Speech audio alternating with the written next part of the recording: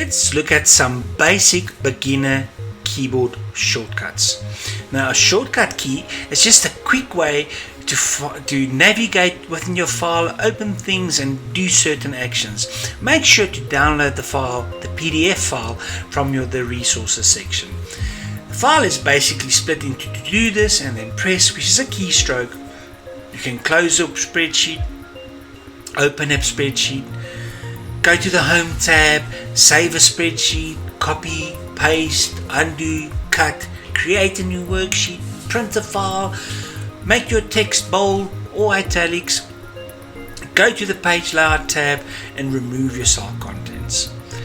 Now, to close a spreadsheet, all we do is press Ctrl+W. To open it, it's Ctrl and O.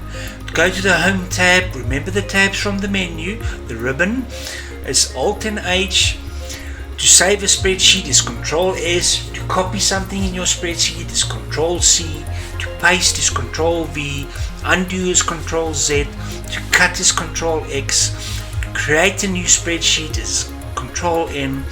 To print a file is Ctrl P. Bold is Ctrl B. Italics is Ctrl I. Go to the page layout tab is Alt P. To delete something is simply the